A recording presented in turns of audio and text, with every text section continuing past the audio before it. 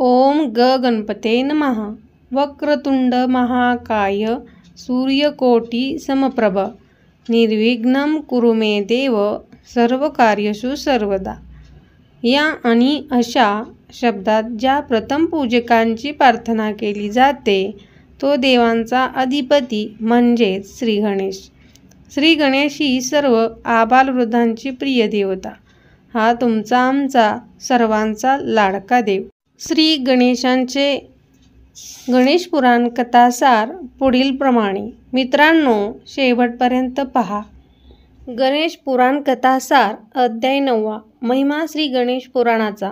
सूत पुढे सांगू लागले की श्रोते हो, राजा सोमकांत हा भृंग ऋषीच्या चरणी अनन्य भावे शरण गेला।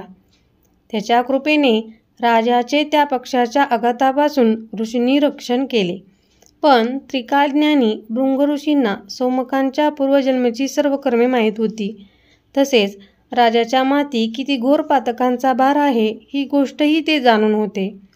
शरणागतांचे रक्षण हा आपला आचार धर्म पाळत असताना सोमकांतास पापमुक्त करण्यासाठी नेमका कोणता उपाय करावा यावर भृंग ऋषी विचार करीत असताना थोडासा विवेक विचार जागलेल्या सोमकांतने मरलेल्या डोळ्यांनी अन दाटलेल्या कंठांनी मुनिवरांना म्हटले, गुरुदेवा, आता तुम्ही माझी या कठीण प्रसंगातून सुटका केलीत। तुम्ही मला माझ्या शतजन्मीच्या भल्या बुऱ्या कर्माची माहितीसुद्धा दिली। मी यमराजाकडे प्रथम पुण्य भोगण्याची इच्छा व्यक्त केली। त्या अल्पस्वल्प पुण्याईच्या बळावर मी या जन्मी राजघराण्यात जन्म पावलो।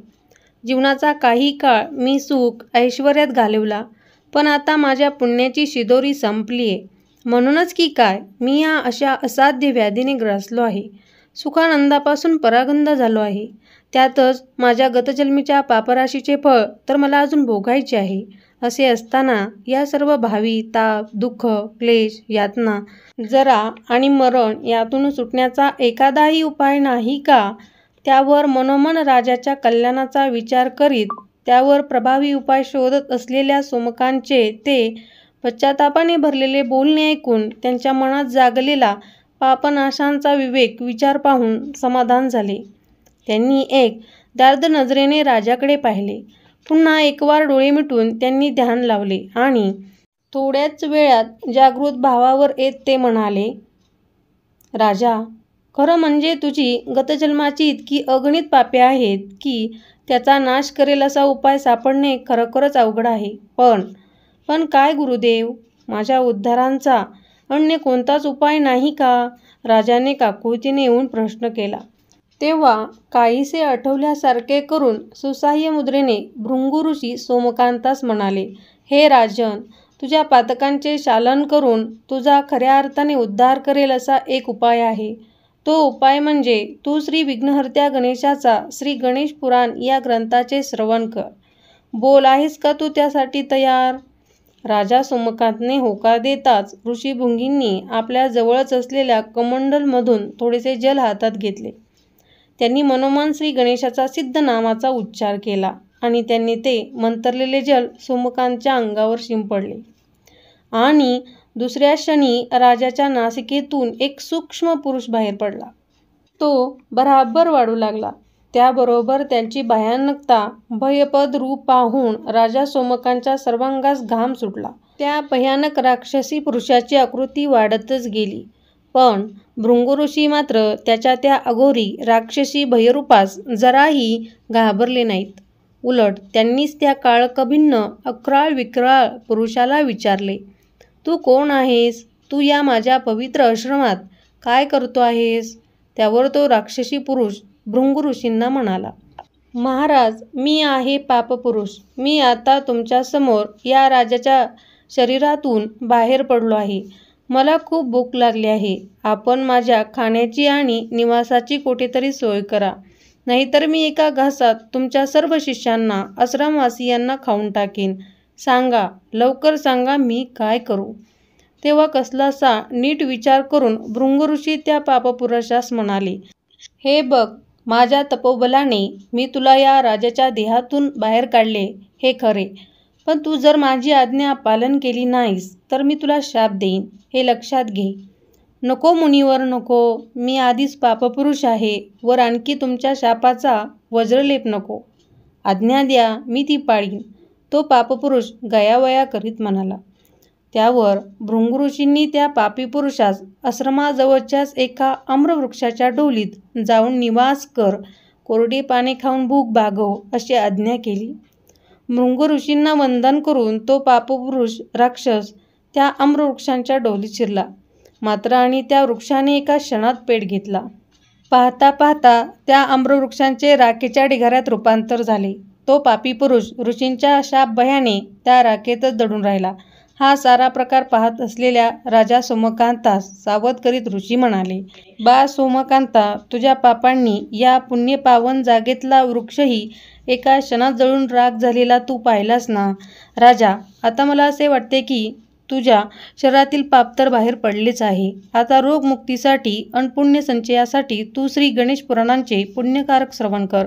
त्यावर राजा म्हणाला, गुरुदेवा, पण मी तर या संदर्भात काहीच जाणत नाही. मला हे दिव्य पुराण ऐकवणारा असा उत्तम वक्ता मी कोठे शोधायला जाऊ. त्यावर ऋषी भुंगी म्हणाले, राजा, तुझी जर खरोखरच ते पुण्यदायी पुराण श्रवण करण्याची इच्छा असेल तर तुला हा आश्रम सोडून अन्यत्र कुठेही जाण्याची गरज नाही. मी स्वतः हे श्री गणेश पुराण महर्षी व्यासांकडून ऐकलेले आहे. या निमित्ताने ते तुला कथन करून एका प्रकारे श्री गजाननाची ती कथा निवेदन भक्ती करायला मलाही आवडेल. पण त्यासाठी तू मात्र सर्व शंका कुशंका मनातून दूर करून अर्थभावाने त्या श्रवण भक्तीस सादर व्हायला हवेत. जशी आज्ञा गुरुदेव असे म्हणून सोमकांतने श्री गणेश पुराण श्रवणास संमती दर्शवली. तेव्हा अतिप्रसन्न झालेल्या भृंगऋषींनी राजास आश्रमाजवळच्या सरोवरात पुनश्च एक स्नान करून पुराण श्रवण संकल्प करून येण्यास सांगितले. सोमकांत राजा लगेच सरोवरावर स्नानास गेला.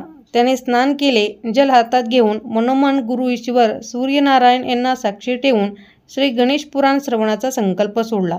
आणि काय, सोमकांतचा स्वतःच्या डोळ्यावर विश्वास बसेना. काय हे, केवढा हा दिव्य चमत्कार. कारण ते स्नान, तो संकल्प करताच राजाचा पूर्ण देह पहिल्यासारखा झाला होता. त्या राजाची कुठेच निशाणी उरली नव्हती. त्याचा आनंद गगनात मावेना. राजा धावत येऊन भृंगुचरणावर नतमस्तक झाला. झालेला प्रकार, आलेला अनुभव त्याने भृंगऋषींना निवेदन केला.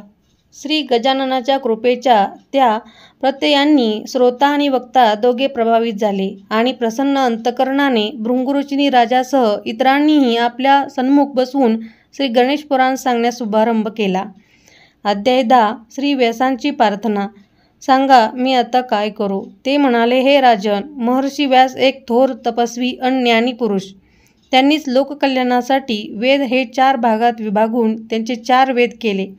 ऋग्वेद, यजुर्वेद, सामवेद आणि अर्थवेद हे त्याचे 4 वेद. या 4 वेदांच्या रचनेनंतर श्री व्यास यांच्या मनात मानव कल्याणासाठी व त्यांच्या उद्धारासाठी सुंदर अशा पुराणाची रचना करण्याचा विचार आला. मात्र घडले असे की कळत नकळत मी ज्ञानी, मी तपी, चतुर्वेदांचा निर्माता मी, माझे इतके ज्ञान, बुद्धी, रचना क्षमता इतर कोणाकडे नाही, तेव्हा श्रेष्ठ मीच असा नको तो वृत्त अहंकार त्यांना झाला.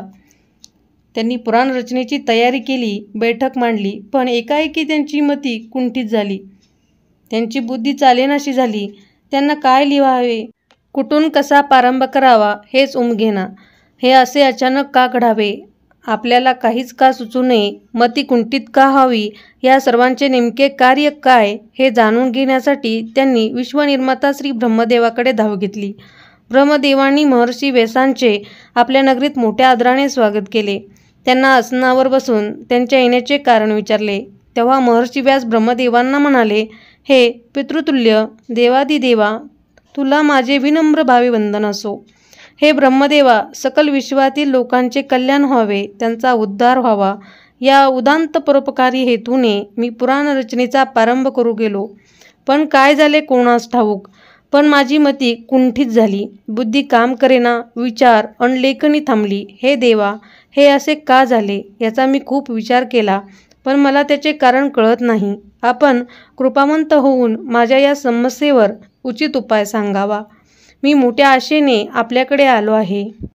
महर्षी व्यासांची ती विनवणी, त्यांची झालेली बिकट अवस्था हे पाहून ब्रह्मदेवास दया आली. त्यांनी क्षणभर डोळे मिटले, कसलासा थोडा विचार केला आणि मग ते व्यासांना म्हणाले, हे वत्सा, तू ज्ञानी, सुज्ञ आणि विचारी विवेकी तर आहेच.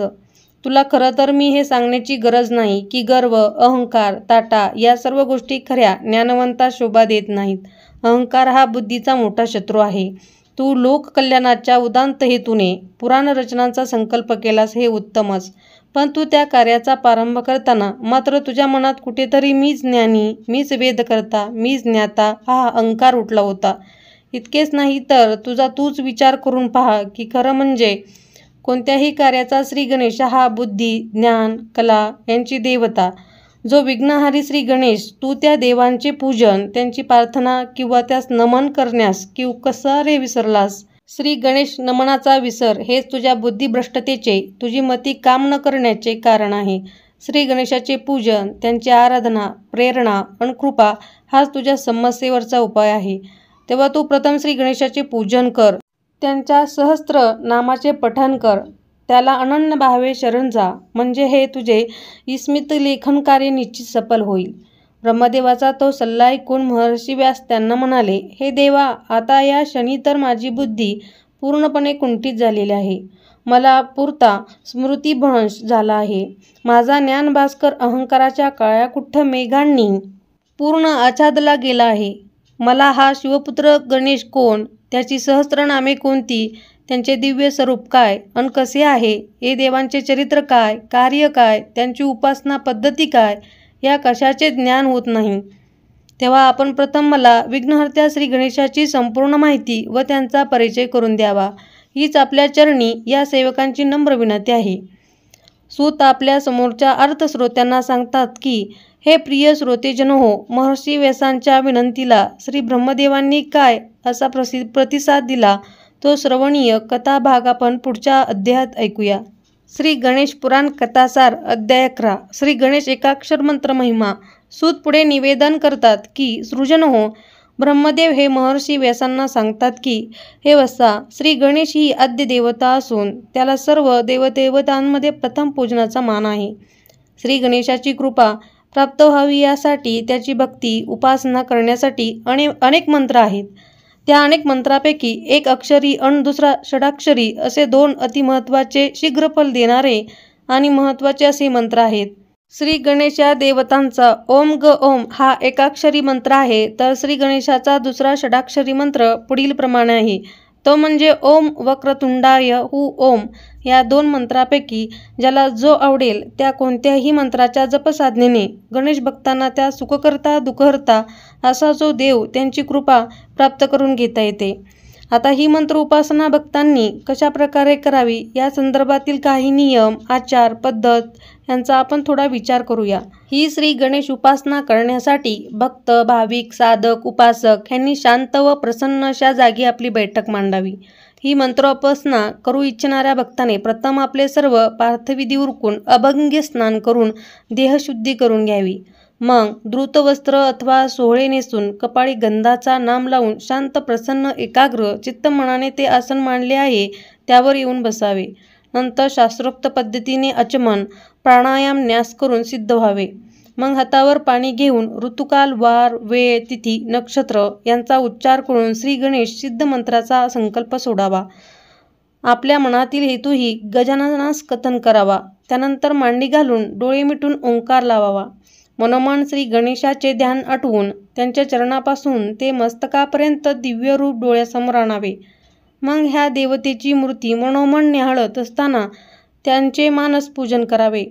कृपाप्राप्तीचे वरदान मागावे. श्री गणेशास नम्र प्रार्थना करावी की, हे विघ्नहर्त्या श्री गणराया, मी तुझ्या कृपाप्रसादासाठी यथाशक्ती यथामती तुझी नाम जप उपासना करतो आहे.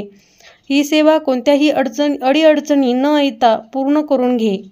त्यानंतर निश्चित केलेली जपसंख्या ही तो सिद्ध म्हणून पूर्ण करावी. मंत्र मुखाने म्हणावा, कानाने तो ऐकावा आणि हृदयात त्याचे मंगल रूपाचे ध्यान चिंतावे. ब्रह्मदेव व्यासांना म्हणाले की, या सिद्ध मंत्राचा जप एवढ्यासाठी करायचा असतो की, त्या मंत्र साधनेने प्रसन्न झालेल्या श्री गणेशाच्या कृपेने उपासकांच्या पापाचा क्षय होतो, पुण्याची शिदोरी वाढते, इस्पित कार्य निर्विघ्न पूर्ण होते.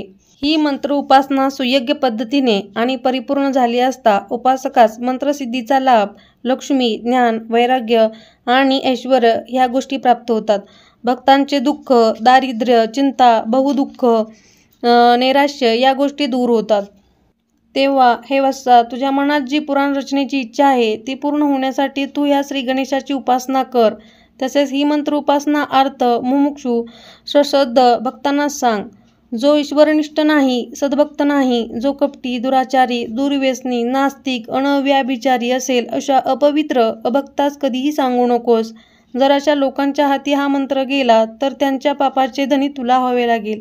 तेव्हा तू स्वतःच तुझ्या कार्यसिद्धीसाठी या मंत्राचा एकाक्षरी अवश्य जप कर. हा एकाक्षरी मंत्र जपकर्त्यास सुख शांती देणारा असून जो सद्भक्तांना संतती, संपत्ती, ज्ञान मिळवून देणारा आणि जन्ममृत्यूच्या फेऱ्यातून सोडवणारा आहेस. तू ही एकाक्षरी मंत्रोपासना अवश्य कर. पुढील व्हिडिओमध्ये व्हिडिओ आवडला असेल तर चॅनलला लाईक आणि सबस्क्राईब करा.